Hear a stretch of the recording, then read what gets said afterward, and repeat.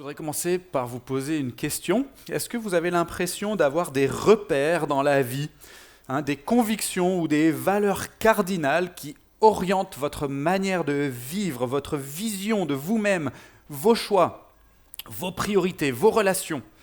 Ou bien est-ce que vous avez plutôt l'impression de naviguer sans repères dans la vie, comme c'est le cas apparemment d'une bonne partie de la génération Z, comme on l'appelle, la génération née entre 2000 et 2010 environ.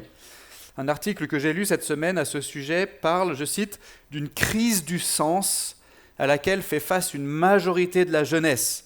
Et cet article cite le résultat de plusieurs études qui montrent que à peu près un quart des 15-29 ans souffriraient aujourd'hui de dépression. L'article cite un mal-être générationnel dû notamment à l'effondrement ou l'effacement des repères, lui-même causé par des choses comme la numérisation des relations, l'effacement du collectif, l'isolement hérité de la pandémie de Covid, l'instabilité géographique, etc., etc. Alors par exemple, à un niveau très fondamental, est-ce que vous avez de la clarté ce matin sur ce que ça veut dire pour vous d'être un être humain ? Ou pour être plus précis encore, d'être un homme ou d'être une femme? Est-ce que vous avez ou non des convictions sur ce que vous valez, sur votre dignité intrinsèque, mais aussi sur votre raison d'être, c'est-à-dire d'où vous venez, à quoi vous servez et où vous allez? Est-ce qu'il y a des balises fermement ancrées en vous qui vous informent non seulement sur le sens de qui vous êtes, mais aussi sur le sens de votre relation au monde dans lequel vous existez et sur le sens de votre relation avec votre prochain qui existe comme vous dans ce même monde? Et si vous avez de tels repères dans votre vie, si vous pensez avoir de tels repères dans votre vie, est-ce que vous trouvez qu'ils sont vraiment solides ? Est-ce qu'ils sont fiables ? D'où viennent ces repères dans votre vie ? Si vous n'en avez pas, ou si vous ne pensez pas en avoir des repères comme ça, ou si vous ne savez pas si vous en avez, eh bien, qu'est-ce que c'est qui oriente actuellement votre vision du monde et de vous-même ? Et est-ce qu'il n'y aurait pas un danger de laisser ces choses-là être conditionnées soit par notre propre imagination personnelle, soit par l'imagination des gens autour de nous ? Et le passage qu'on va prendre dans un instant dans la Bible nous ramène aux origines du monde et aux origines de l'humanité.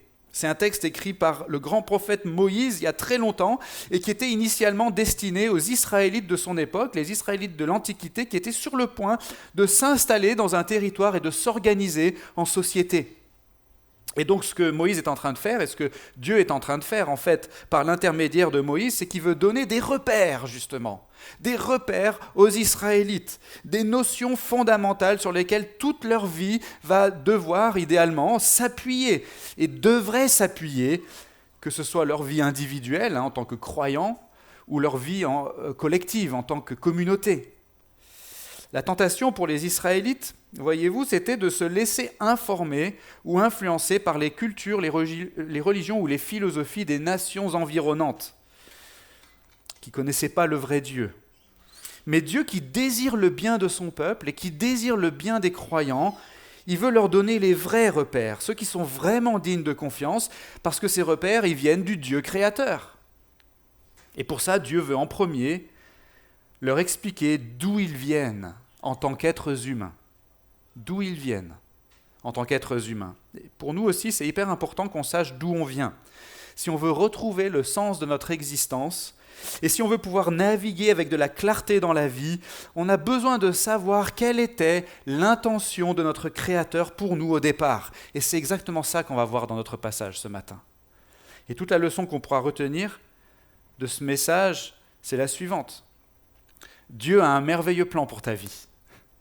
Dieu a un merveilleux plan pour ta vie et c'est en nous rappelant quelle est notre place dans ce plan qu'on va retrouver le sens de notre vie et qu'on va avoir des repères fiables pour nous-mêmes et pour nos relations avec les autres.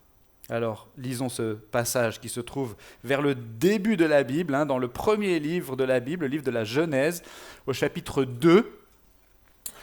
Il y a 2 semaines, on avait regardé le livre de la Genèse, chapitre 1. Maintenant, on va regarder le chapitre 2. Et on va prendre à partir du verset 4, parce qu'on s'était arrêté il y a 2 semaines au verset 3 du chapitre 2. Donc là, verset 4 jusqu'au verset 24. Voici les origines du ciel et de la terre quand ils furent créés.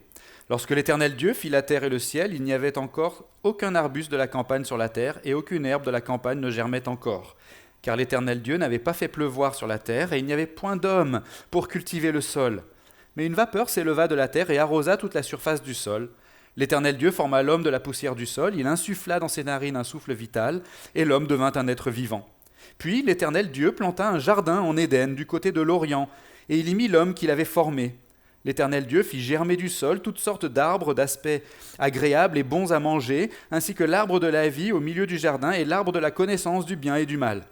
Un fleuve sortait d'Éden pour arroser le jardin, et de là il se divisait en 4 bras. Le nom du premier est Pishon, c'est celui qui contourne tout le pays de Havila, où l'on trouve de l'or d'excellente qualité, ainsi que le bdellium et la pierre d'onyx. Le nom du second fleuve est Gihon, c'est celui qui contourne tout le pays de Couche.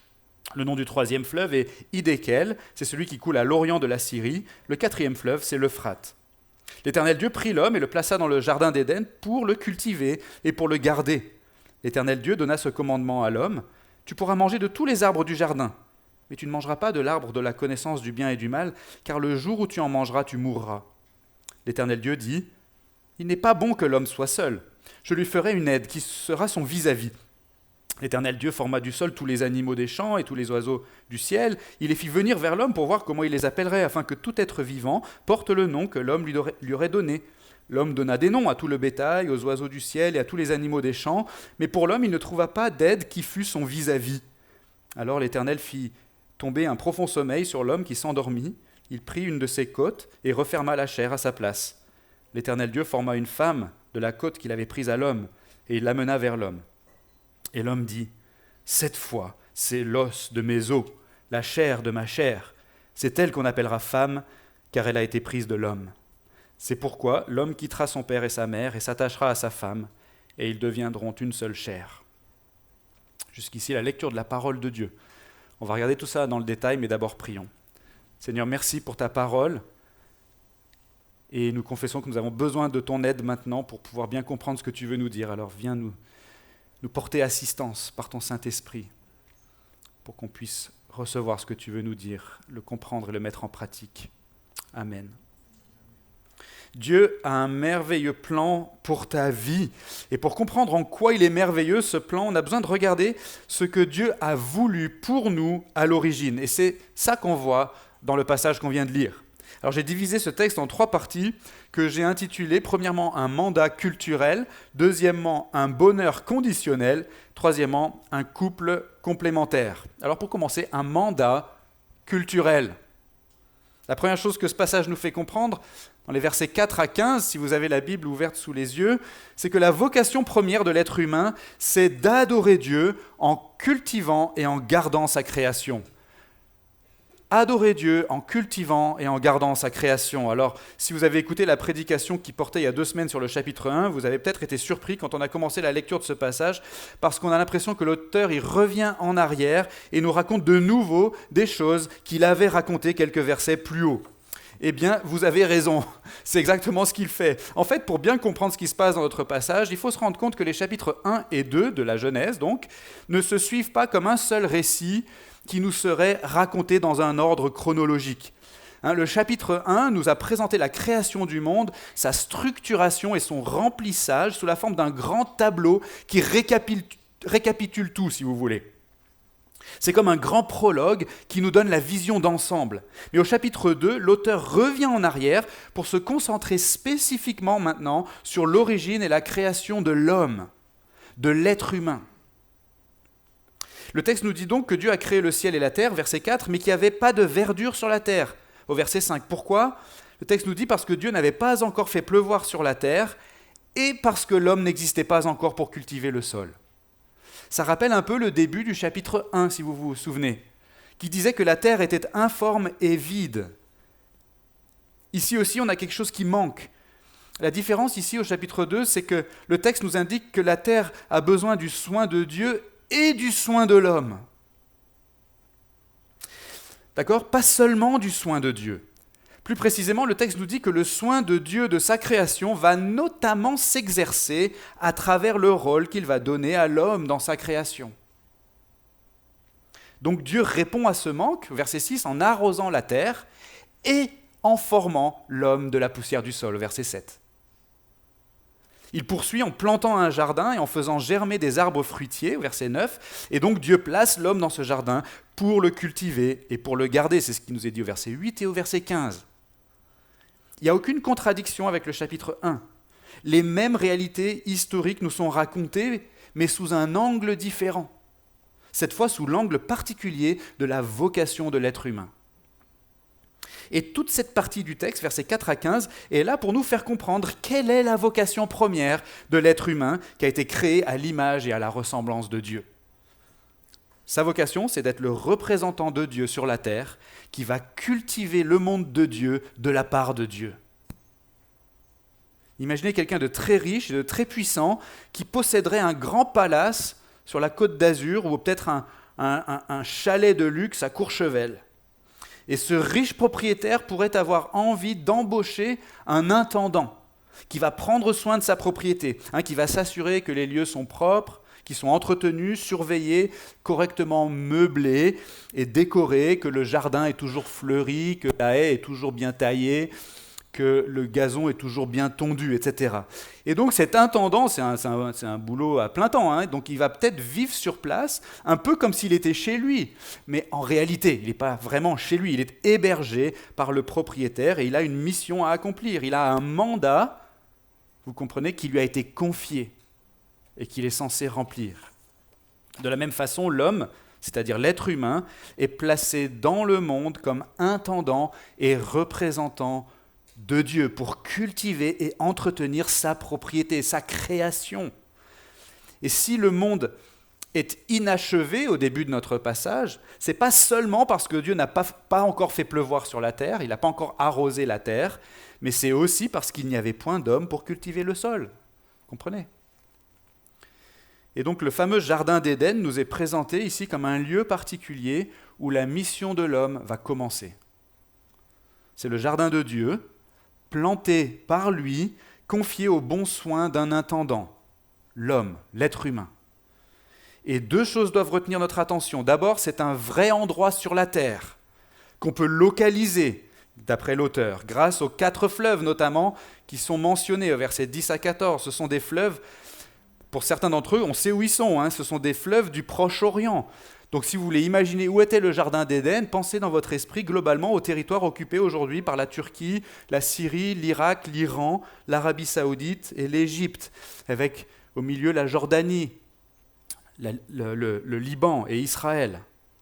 Et donc ce n'est pas un hasard si le texte nous fait remarquer que le jardin d'Éden est à cet endroit-là, en Orient, dit-il, parce que ça correspond grosso modo au territoire que Dieu, un peu plus tard, dans le livre de la Genèse, chapitre 15, va promettre à Abraham de lui donner. L'autre chose à remarquer, c'est que les termes employés pour décrire la mission de l'homme dans le jardin, cultiver et garder, ce sont des termes cultuels que les Israélites qui découvrent ce texte auraient naturellement associés à la fonction des prêtres dans le tabernacle et plus tard dans le temple.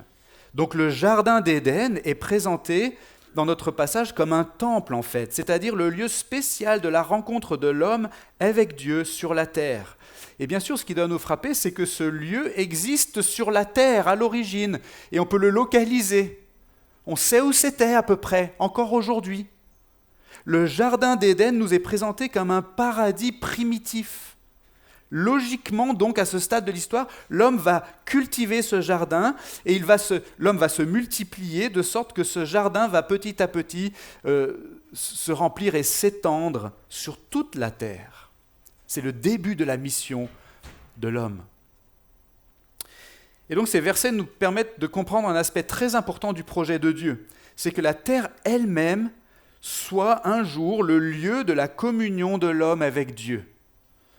Dieu comme créateur et propriétaire, et l'homme comme son image et sa ressemblance. La suite du récit nous expliquera que cette relation entre l'homme et Dieu sera brisée, mais que Dieu voudra la réparer, Et pour ça, il va réinstituer dans l'histoire des dispositifs pour justement figurer, représenter sa présence sur la terre et la communion des croyants avec lui. Comme par exemple, je le mentionnais il y a un instant, le tabernacle dans le désert. C'était un sanctuaire portatif que les Israélites avaient et qui transportaient avec eux dans le désert. Puis ensuite, ça a été remplacé par le temple. Mais il y a aussi la terre promise qui était proposée, présentée à Israël comme lieu de communion entre les croyants et Dieu. Pour nous les chrétiens, on peut penser à d'autres choses que Dieu nous a données comme dispositif pour nous représenter ou nous figurer sa présence avec nous. La Sainte Seine, par exemple, le pain et le vin que Jésus nous a dit de partager, comme signe qu'il est avec nous, qu'on est un seul corps et qu'il est présent au milieu de nous. Ou encore le langage du temple spirituel que nous sommes en tant que communauté. Ce n'est pas un temple construit en briques, en ciment, mais c'est un temple spirituel. Et quand l'assemblée des chrétiens se réunit, il y a là un temple de Dieu. Dieu nous figure, nous représente sa présence à travers ces moyens-là. Bref, et c'est sa présence sur la terre, vous comprenez ? Bref, la vocation première de l'être humain, c'est d'adorer Dieu en cultivant et en gardant sa création.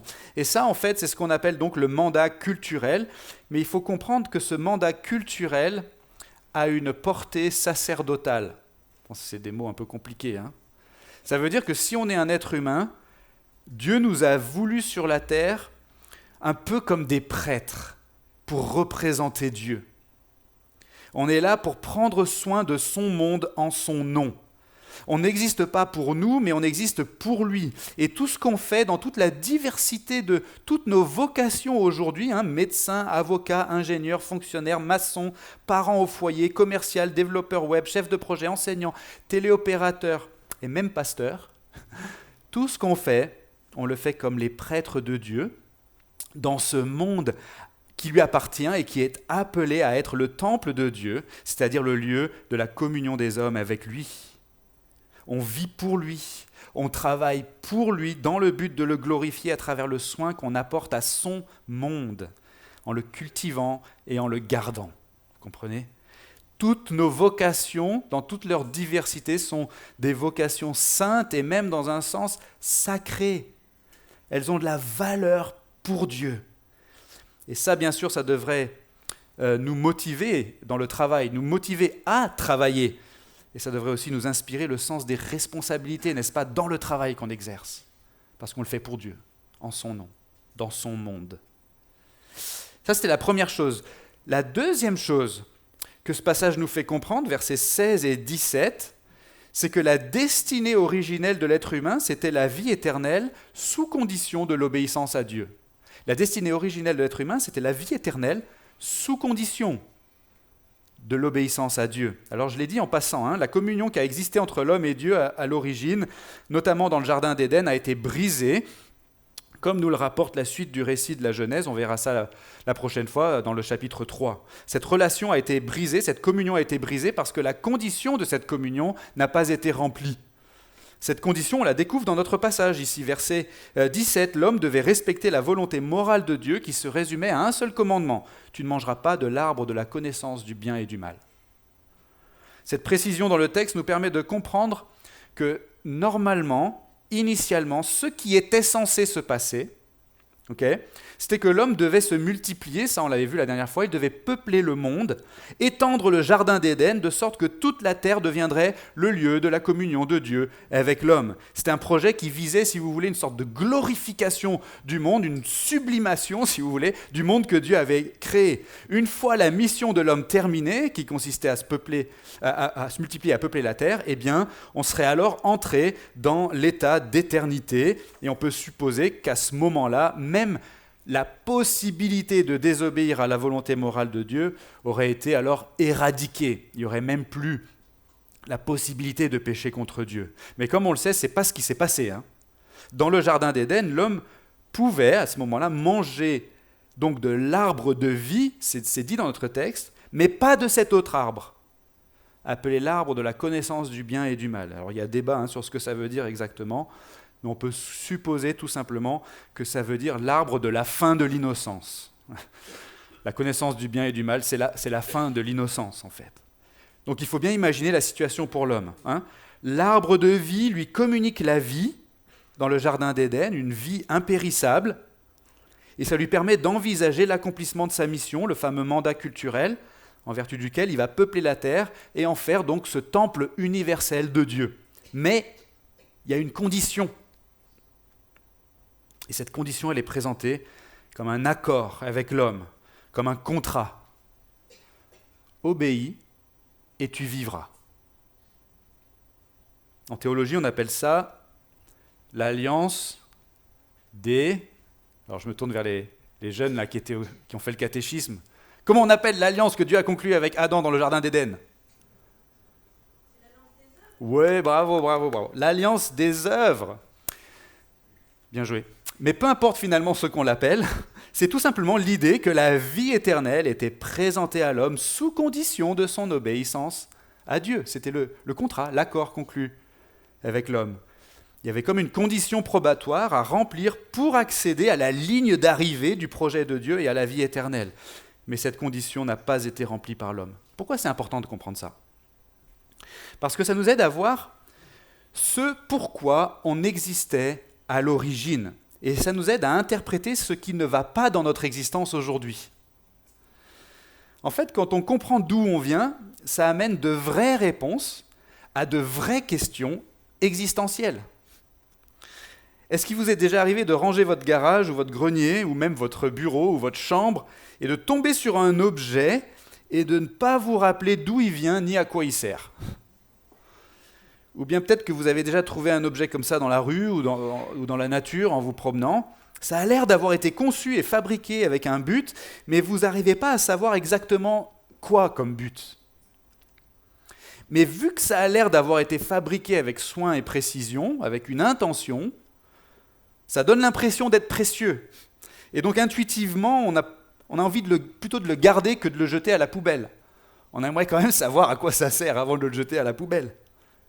En fait, l'homme est un peu pareil à nos yeux si on ne sait pas d'où on vient, ni ce pourquoi on existe à la base. L'être humain a l'air précieux. On a une certaine intuition de ça, qu'on est plutôt bien fait. Mais sans repère, il y a plein de choses qu'on ne comprend pas. On ne comprend pas pourquoi on doit mourir, par exemple. Ça a l'air tellement absurde de devoir mourir. Mais justement, notre passage nous dit qu'à la base, on n'était pas fait pour ça. On n'était pas fait pour mourir. Oui, la mort est une anomalie existentielle. De la même façon, pourquoi est-ce que la joie, le bonheur, la satisfaction, la paix, le repos sont des choses qu'on désire si fort et qui pourtant nous échappent et nous fuient en permanence ? C'est parce qu'on est fait pour ça à l'origine, mais qu'on a perdu cette condition de vie qui était l'état d'innocence de l'homme initialement. On l'a perdu parce que la condition pour que cet état d'innocence se perpétue, eh bien la condition n'a pas été remplie. Donc oui, la destinée originelle de l'être humain, c'était la vie éternelle sous condition de l'obéissance à Dieu. Et en fait, cette idée est parfaitement logique quand on y pense, puisque dans un monde créé par Dieu, gouverné par Dieu, alimenté par Dieu, comment pourrait-on subsister sans accepter l'ordre que Dieu a voulu pour sa création, y compris l'ordre moral ? Et donc on peut encore poser ce principe aujourd'hui.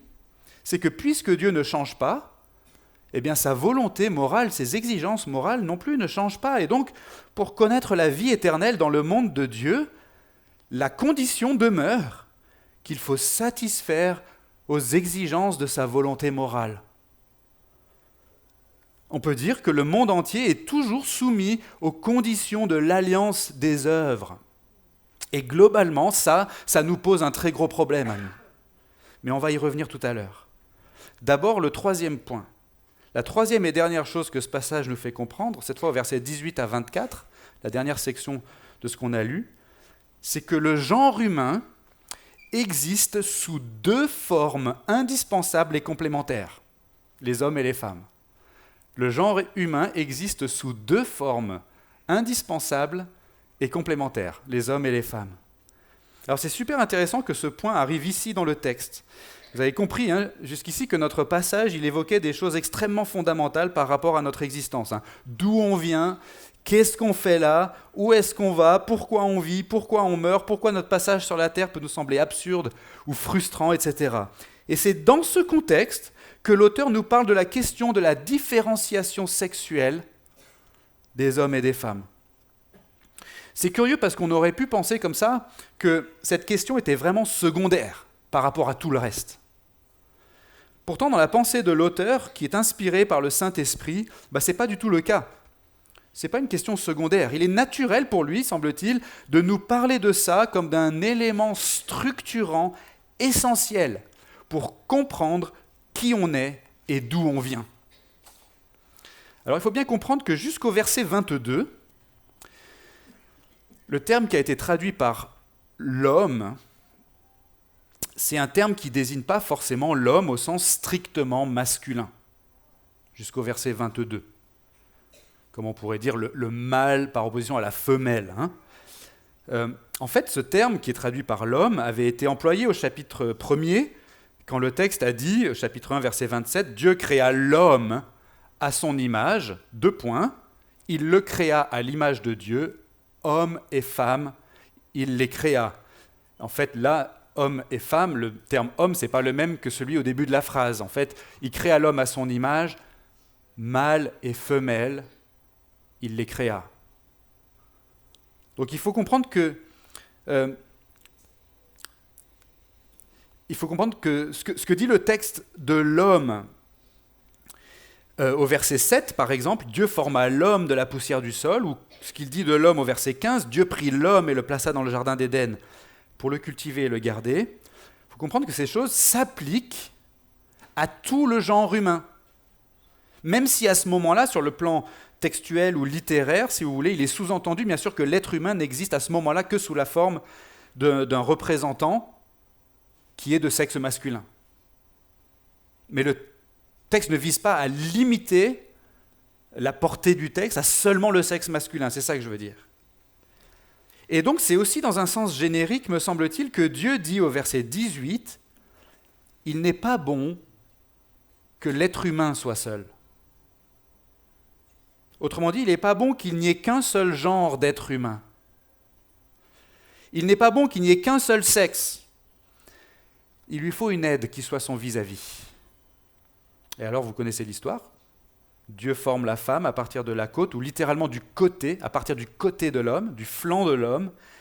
Et là, pour la première fois dans le texte, on a l'apparition d'un autre mot pour désigner l'homme, au verset 23. Cette fois pour le désigner par contraste avec la femme. Le mot pour homme, ici, au verset 23, va devenir ish. Et la femme, isha, le féminin de ish, ou ish, le masculin de isha. C'est comme vous préférez. L'idée, c'est qu'on a une seule espèce, le genre humain, mais on a deux formes à l'intérieur de cette espèce, Ish et Isha, l'homme et la femme. Vous suivez parce que c'est important. Ce concept-là est très original et même subversif pour l'Antiquité, où les femmes étaient généralement considérées comme une espèce inférieure aux hommes, que les hommes pouvaient posséder et dominer et utiliser comme ils voulaient. Selon notre passage, pas du tout. Hommes et femmes sont deux formes d'une même espèce. C'est la raison pour laquelle c'est si important pour l'auteur de rappeler que la femme n'a pas été créée séparément à partir de la poussière du sol, mais à partir du flanc de l'être humain. L'homme et la femme sont faits de la même pâte. D'accord ? C'est la même chair. Ce sont les mêmes os. Verset 23. Il y a une unité de nature et de dignité. Et cette unité est super importante. Mais en même temps, il y a aussi une différence. Et cette différence aussi est importante. Il n'est pas bon, dit Dieu, c'est la première fois dans le texte que quelque chose n'est pas bon, depuis le début de la Genèse, il n'est pas bon qu'il y ait un seul genre d'être humain. Dieu veut la différence. Il veut la complémentarité au sein du genre humain. Et peut-être que c'est plutôt cet aspect-là qu'on a besoin d'entendre aujourd'hui en réalité. D'après notre passage, en tout cas ici en Occident. D'après notre passage, Dieu veut que l'homme et la femme soient différents. Et il veut qu'au sein de l'humanité, l'homme ait besoin de la femme et que la femme ait besoin de l'homme. l'exemple suprême, bien sûr, de cette complémentarité se trouve au niveau biologique, dans la reproduction. On est tous d'accord avec ça. C'est un fait incontestable que pour générer naturellement un être humain, il faut un homme et une femme. Il faut la rencontre d'un gamète provenant de l'un et d'un gamète provenant de l'autre. Et cette complémentarité biologique est à mettre en lien d'ailleurs dans notre texte avec le mandat que Dieu avait donné aux humains, vous vous rappelez, de se multiplier et de peupler la terre. Ça, c'était par la reproduction naturelle. Mais la complémentarité n'est pas seulement biologique. Le texte dit que la création de la femme vise plus largement à fournir une aide et un vis-à-vis à l'homme pour l'accomplissement de la mission confiée à l'humanité. Et donc, il y a une complémentarité biologique, mais il y a aussi une complémentarité sociale. Dieu est en train de constituer une équipe pour accomplir un projet. Cette équipe existe d'abord sous la forme d'un binôme. Et la répartition des rôles dans l'équipe se fait entre ces deux membres de l'équipe. L'homme et la femme sont comme la fourchette et le couteau, disposés à gauche et à droite de l'assiette. Votre mission consiste à manger cette belle entrecôte grillée, mais il n'est pas bon que le couteau soit seul. Il ne serait pas bon non plus que le tiroir ne contienne qu'un seul genre de couvert, des couteaux. Il vous faut une aide qui soit le vis-à-vis du couteau. J'ai nommé la fourchette. Inversement, si vous aviez qu'une fourchette, ou que des fourchettes, vous seriez aussi bien embêté pour manger votre entrecôte, vous comprenez ? Notre texte réhabilite pour nous le concept de binarité. De binarité, qui aujourd'hui est pas mal critiquée. Clairement, la binarité homme-femme, masculin-féminin, est présentée comme quelque chose de très positif dans l'ordre originel de Dieu. Dieu n'a pas voulu créer une paire d'humains, mais il a voulu créer un couple d'humains.